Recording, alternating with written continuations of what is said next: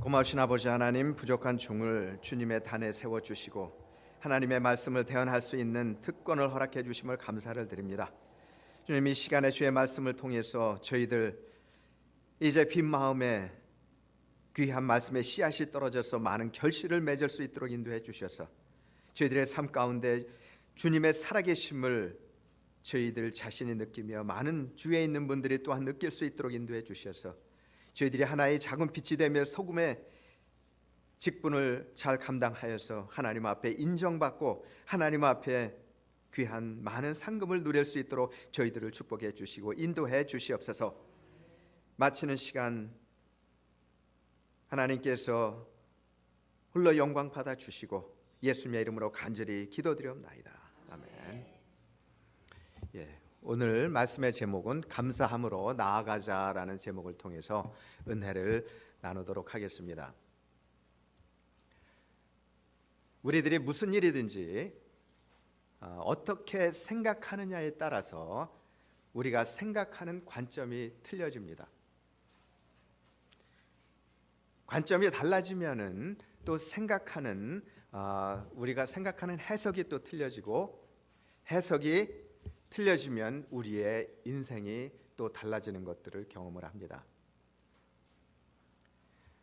제가 왜 이 말씀을 드리냐 하면 여러분들 삶 가운데 얼마나 감사하는 그러한 생각을 갖고 여러분들이 살고 계신가 하는 그러한 뜻에서 이 말씀을 드립니다. 원래 기독교 문화권에 속한 사람은 제가 중학교 때 고등학교 때만 해도 한국에 제가 학교 다닐 때 많은 외국인들이 별로 없었어요. 미국 분들이. 근데 그분들을 가끔 제가 만나면은 그분들이 뭐라고 얘기하냐면 저희들이 영어를 잘 못하니까 땡큐라는 그런 얘기를 해요. 저희들한테 땡큐. 그 얘기는 고맙습니다, 수고하셨습니다, 뭐 그러한 뜻이 되겠죠. 그때 감사라는 것은 그것을 소중하게 생각한다는 그러한 의미가 되겠죠. 그래서 그분들이 왜 그 얘기를 하냐면은 이제 저희들이 땡큐에 대해서 조금 인색하기 때문에 그런 것 같아요. 저희들 문화가, 한국 분들의 문화가. 그래서 이제 그분들이 그렇게 얘기하면서 저희들에게 영어를 가르쳐 준 기억이 납니다. 탈무드에 보면은 혓바닥에 감사합니다라는 말을 버릇 들이기 전에 아무 말도 하지 말라, 이런 그러한 가르침이 있어요. 그러니까 감사함이라는 것이 얼마나 저희들에게 중요한가. 감사함이라는 것이 굉장히 중요합니다. 자녀들을 하나나 둘만 저희들이 낳다 보니까 과거 속에서 한문으로 얘기하면은 유아 독존,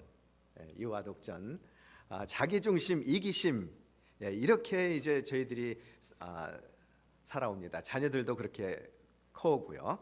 도무지 감사라는 말을 잘 할 줄 모른다. 이제 그러한 말씀을 지적을 해주셨습니다. 이제 한국인들이 감사를 잘 모르니까 너 대신 감사하고 감사를 대신 해준다는 그러한 것이 되겠죠.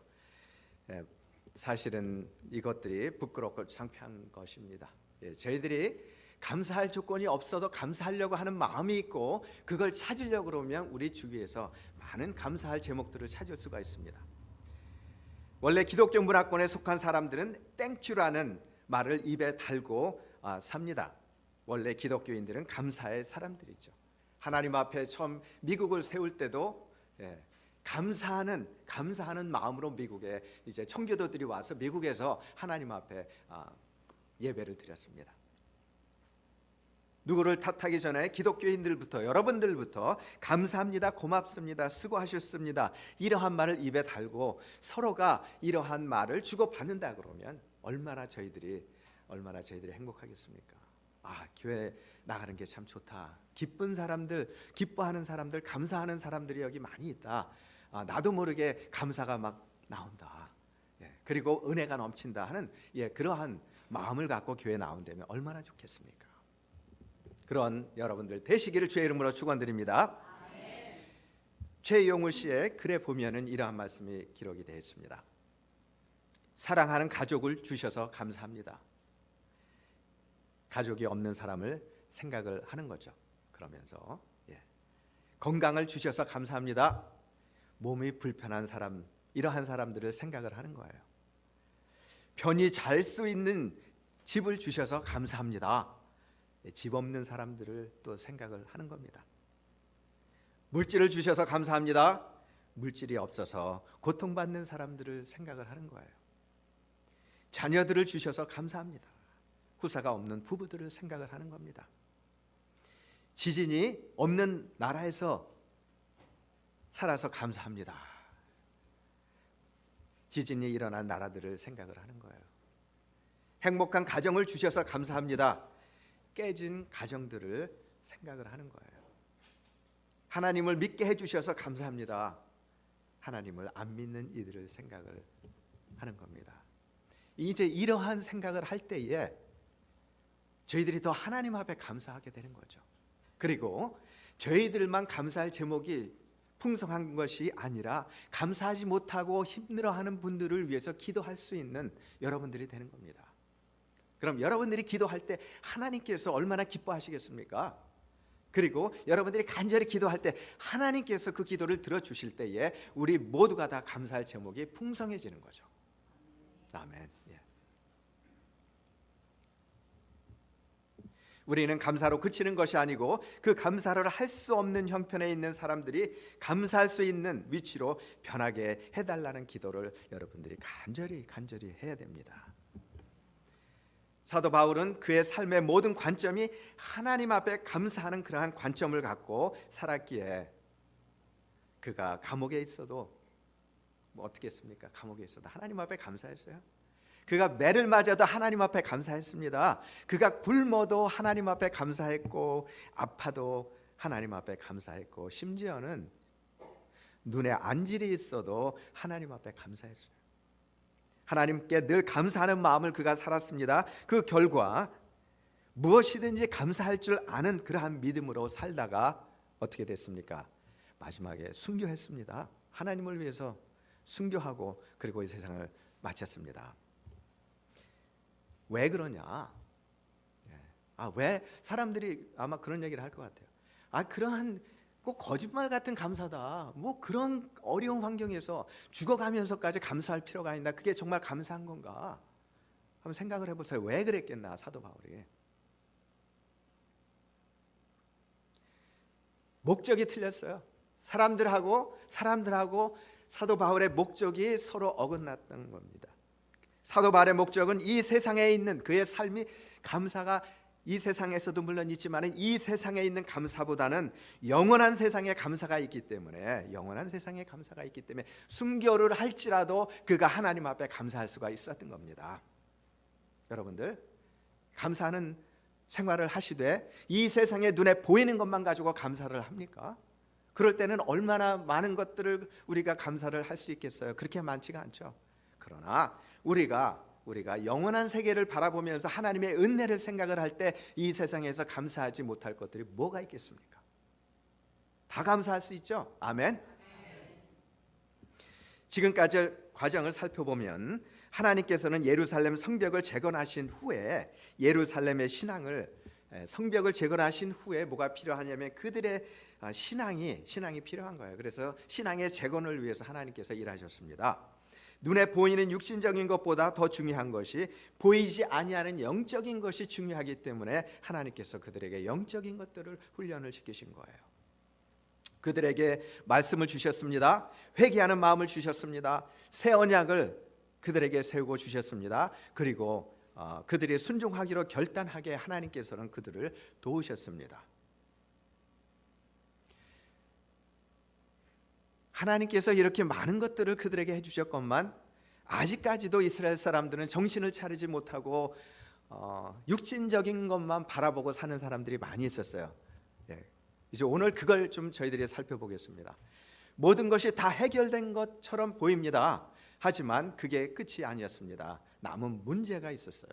본문에 보면 우리는 하나님의 은혜를 늘 기억해야 하고 행동으로 하나님의 은혜가 말로만이 아니라 말로만 감사할 게 아니라 우리 행동으로 우리 행동으로 하나님의 은혜를 나타내야 되고, 그리고 우리 행동으로 다른 사람들이 저 사람은 정말 하나님 앞에 감사하는구나 하는 것들을 알려드려야 됩니다. 그래야 전도가 되지 않겠습니까? 그래야 주위에 있는 분들도 우리하고 같이 축복을 받을 것이 아닙니까? 여러분들 혼자만 축복받을 겁니까?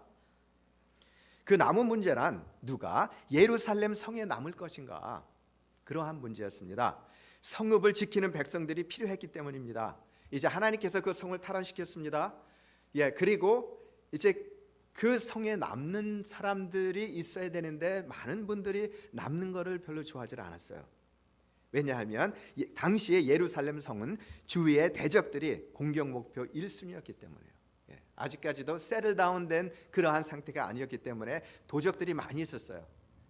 그것들이 무서워서 본인들이 거기에 있어야 됨에도 불구하고 있기 싫어했습니다. 가족들이 다 다른 데로 빠져나가고 싶어 했어요.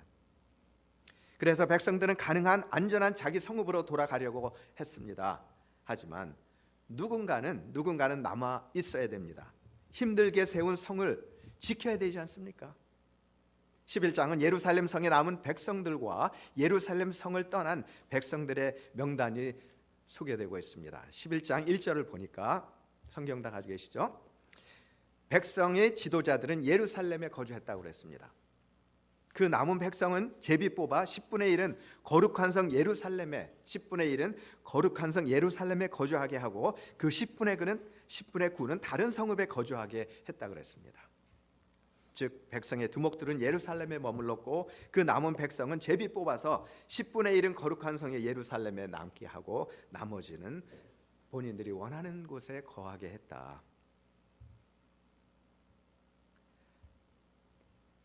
그러니까 이미 백성의 두목들은 예루살렘에 정착하고 있었지만은 주민들은 너무나도 부족했다는 얘기죠.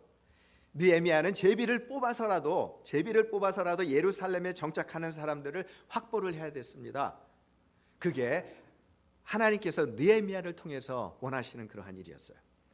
당시 느헤미야를 통해서 하나님께서 베풀어 주신 은혜를 생각하면 감사하는 마음으로 그들이 자원해서 예루살렘에 서로 거하겠다고 이렇게 얘기를 해야 되는데, 그렇게 하지 못했습니다.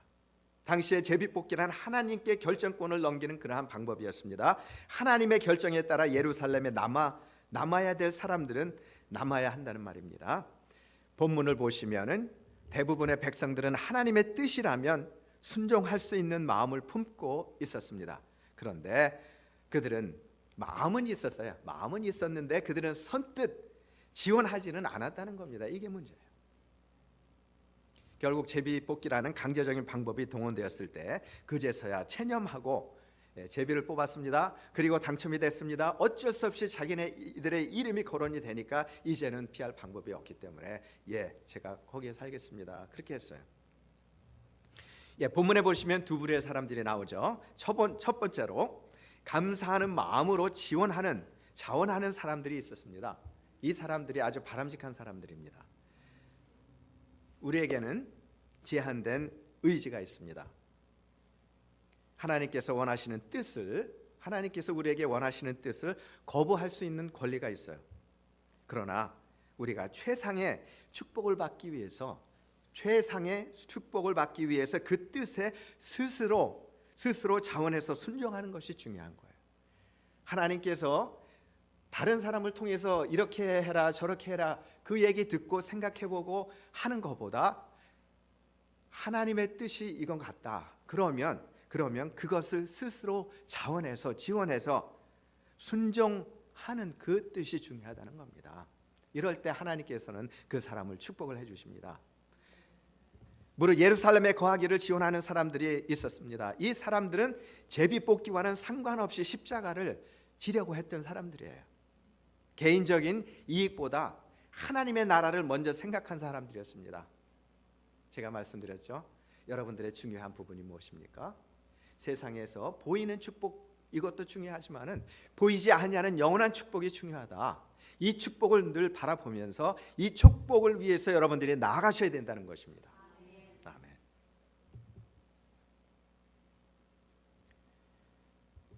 늘 하나님께 감사하는 것이 저희 교회에도 보이지 않게 헌신 봉사하시는 성도님들이 많은 걸 저는 느껴요.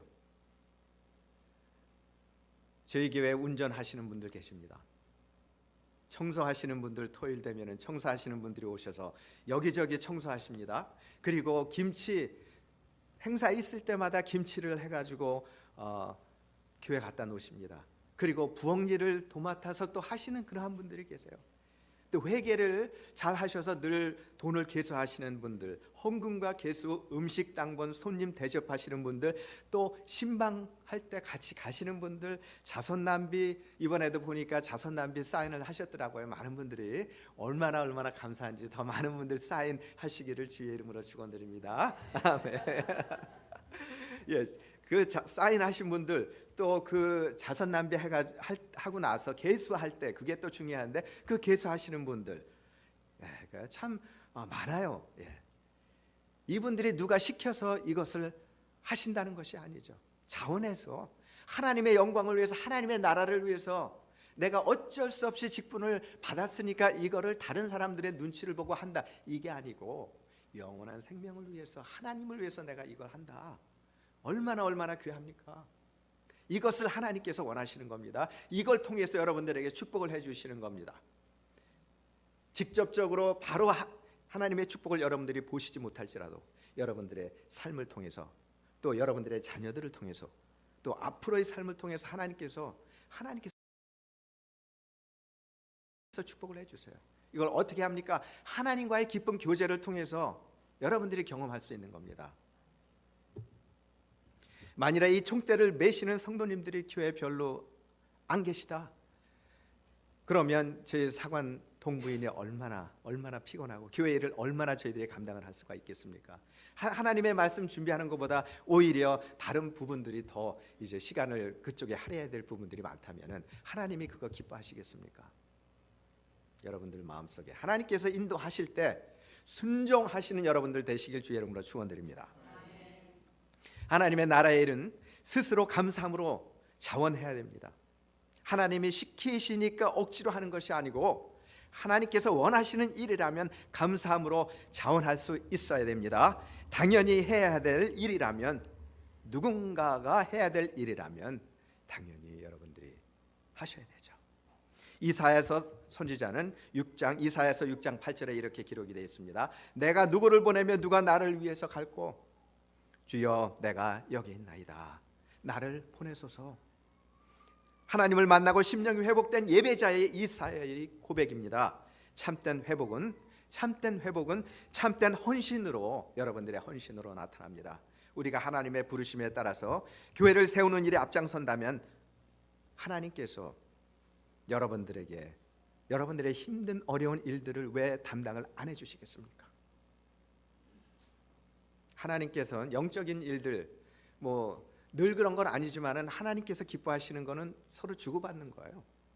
저희들이 하나님 앞에 드릴 때 하나님께서는 더 많은 축복으로 우리에게 축복해 주시고, 그리고 저희들이 또 하나님 앞에 힘들 때, 어려울 때 기도하고 열심히 하나님의 뜻을 쫓아가다 보면은 하나님께서 나도 모르게 그 어려운 일들을 해결시켜 주시는 것들을 저도 경험을 많이 했습니다. 아마 신앙생활 오래 하신 분들 그런 거 경험 많으셨을 줄 믿습니다. 나의 만족과 유익을 위해 살아가는 것이 아니라 주님의 영광을 위해서 살아가는 거죠. 저희들이 내 생명을 아끼지 않는 삶을 살아가는 것입니다. 그런가 하면 교회 밖에서 감사함으로 자원하는 사람들이 또 있습니다. 어느 분이 간증을 이렇게 하셨습니다. 집 가까운 우체국 근처 신호등에서 이른 새벽에 파란불이 들어오자 직진을 막 이렇게 했습니다. 근데 다른 편에서 차가 막 달려왔어요. 근데 다른 편에 이쪽에 파란불이면 다른 편에는 빨간불이겠죠. 근데 빨간불인데도 그냥 정신없이 그 차가 온 거예요. 결국 충돌이 일어났습니다. 어느 미국 사람이 딱 섰어요. 그리고 그 자리를 지키고 있다가 증인이 되어 주겠다고 자기 인포메이션을 준 거예요. 어떻게 생각하십니까? 이게 쉽지가 않죠. 근데 이러한 분들이 꽤 있어요. 미국 분들 중에 아주 정의로운 분들이 계시더라고요. 이러한 일이 쉽지가 않습니다. 그러나 희생이 요구되고 짜증스러운 일인데도 그러나 그 자원해서 감당하는 그 마음, 하나님께서 보시는 거죠.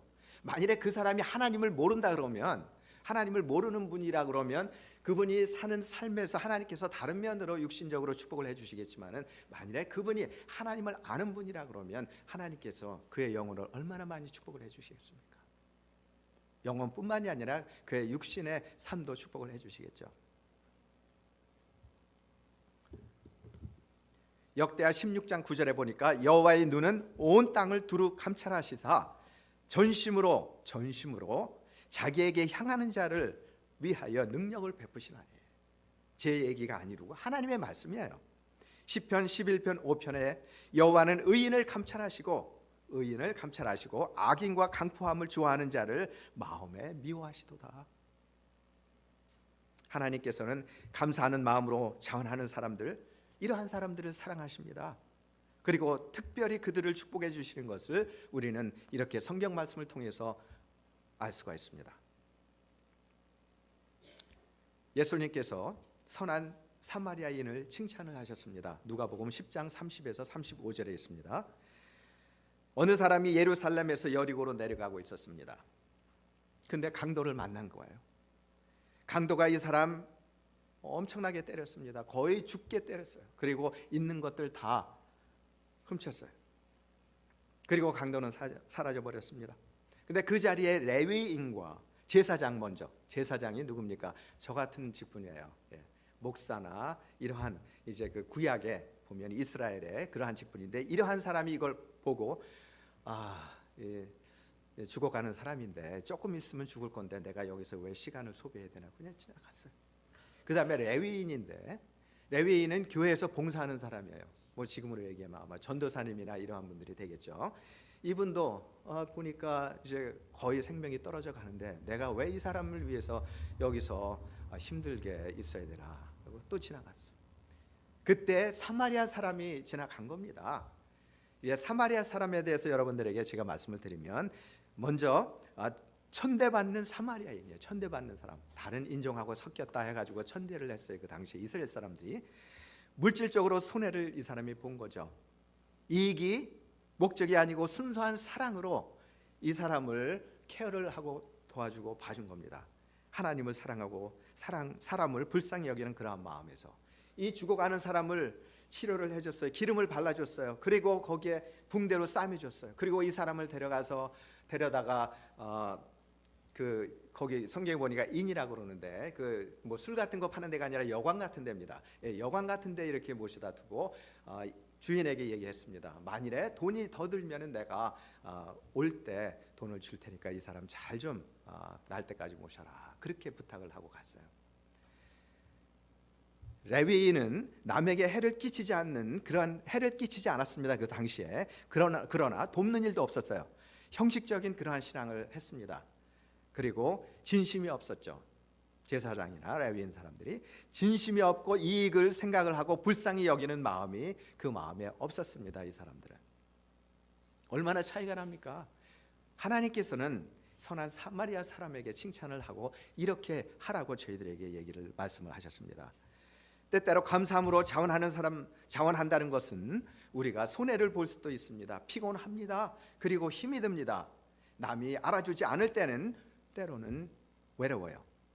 원망스럽습니다. 낙심이 됩니다. 그러나 온 땅을 두루 살피시는 하나님께서 여러분들의 마음을 살피시고 그리고 그 수고를 기억을 하신다는 겁니다. 마태복음 6장 3절에서 4절 보니까 너는 구제할 때 오른손에 하는 일을 왼손이 모르게 하여 내 구제함이 은밀하게 하라. 은밀한 중에 보시는 너희 아버지가 갚으시리라. 그렇게 기록이 되어 있습니다. 하나님께서 보신다는 말씀입니다. 그리고 사람이 아닌 하나님께서 축복을 해주신다는 것입니다.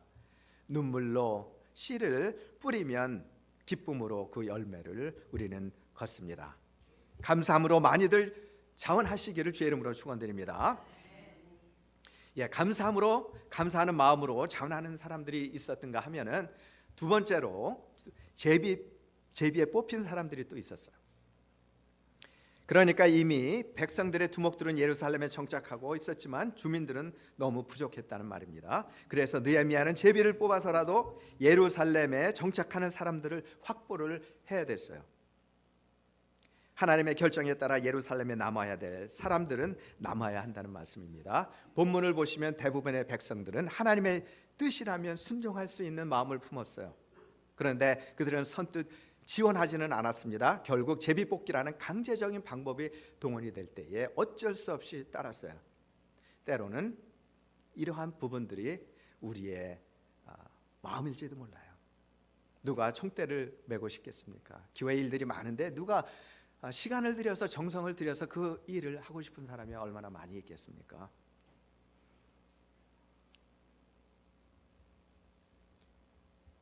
백성들은 가능한 한 안전한 자기 성읍으로 돌아가려고 했을 것입니다. 하지만 누군가는 남아야 됐습니다. 힘들게 세운 성을 지켜야 됐기 때문에 누군가는 남는 것이 하나님의 뜻이에요. 교회도 그렇습니다. 이게 하나님의 전이기 때문에 누군가는 남아서 하나님의 일을 감당을 해야 됩니다. 그러나 누가 남겠습니까? 누가 총대를 매겠습니까? 미국의 기독 실업으로 국민들의 존경을 받는 아더 미다스 장로님의 얘기입니다. 그는 한때 미국의 10대 재벌 중에 한 사람이었고 한국의 대학생 선교단체에 50만 달러, 어마어마한 돈이죠. 이 돈을 기증을 하고 7억 달러를 들여서 선교재단을 설립하는 등 남을 돕는 일에 물질을 아주 많이 사용한 그러한 분이에요. 물질뿐만이 아니라 그 기도도 많이 했겠죠. 어느 날 한 기자가 그에게 신앙과 인생의 성공의 비결에 대해서 물어봤습니다. 인터뷰를 한 겁니다. 그는 주저하지 않고 성공의 비결이 있으면 무엇이냐 그렇게 물어봤습니다. 인터뷰할 때 내게는 아주 간단한 5가지의 신앙 철학이 있습니다. 그렇게 답을 했어요. 첫째, 주일 성수. 둘째, 온전한 11조. 셋째, 하루의 첫 시간을 기도로 시작하는 것. 네 번째, 내 가정의 주인을 예수님으로 모셔드리는 것. 다섯째, 시간과 돈을 선한 사업에 내가 할 수 있는 대로 사용을 하는 것. 하나님은 우리가 성공적인 인생을 살기를 원하십니다. 제가 뭐라고 말씀을 드렸습니까? 하나님께서 원하시는 것은 give and take. 하나님께 우리가 드리고 하나님께서 그래야 또 우리에게 축복을 해주시는데 우리가 어떻게 하나님께 드립니까? 주일 성수하는 거, 또 주님의 전을 보좌하고 열심히 주님의 일을 위해서 일하는 거, 온전한 11조, 또 기도하는 거, 이러한 것들이에요. 다 드리는 게 뭐 특별히 하나님께서 여러분들에게 뭐 큰 거를 요구하거나 뭐 그런 게 아닙니다. 당연히 저희들이 해야 될 것들을 요구하시는 거예요. 이제 이러한 하나님의 요구를 순종할 때에 우리는 분명히 하나님께서 살아서 역사하심을 우리의 삶을 통해서 경험할 수가 있습니다. 11조는 뭐라 그랬습니까? 너희들이 나를 시험해 봐라. 11조를 하고 나를 시험해 봐라. 내가 나의 축복이 너희들에게 임하는지 임하지 않는지 시험해 봐라. 기도를 한번 해봐라. 그리고 하지 말아 봐라. 기도하면 하나님의 성령이 임하시고 여러분들의 생활을 변화시키고 여러분들의 삶을 변화시키지만은 기도를 하지 아니하면은 죄가 들어오고 또 마귀들이 우리를 힘들게 해서 결국에는 우리가 힘들어지고 어려워진다. 우리는 누구나 아브라함과 같은 믿음을 소유할 수 없지만은 그렇게 되려고 노력할 때 아브라함 얼마나 하나님을 사랑했습니까? 하나님께서 말씀하실 때마다 순종을 하지 않았습니까? 아브라함의 베델을 떠나 애굽으로 갔을 때 하나님의 불순종한 그런 부분도 있어요. 저희처럼 환난을 통해 다시 베델로 돌아오라는 하나님의 말씀을 깨닫고 감사함으로 돌아와서 제사를 지냈습니다. 하나님께서는 늘 여러분들 마음속에 하나님의 뜻대로 우리가 가지 못할 경우에는 여러분들 마음속에 말씀을 하세요. 그거는 내 뜻에서 조금 벗어났다. 다시 돌아와라. 그때에 순종하고 돌아올 때는 아브라함처럼 우리가 축복을 받는데 순종하지 아니하고 그 자리에 계속 서서 여러분들이 원하는 대로 한다면 하나님께서 어떻게 여러분들을 축복해 주시겠습니까? 만일에 아브라함이 하나님께서 그렇게 마음에 인도하시고 말씀으로 인도하시는데도 돌아오지 못했다면 아브라함의 삶, 그의 후손들의 삶이 어땠을까요?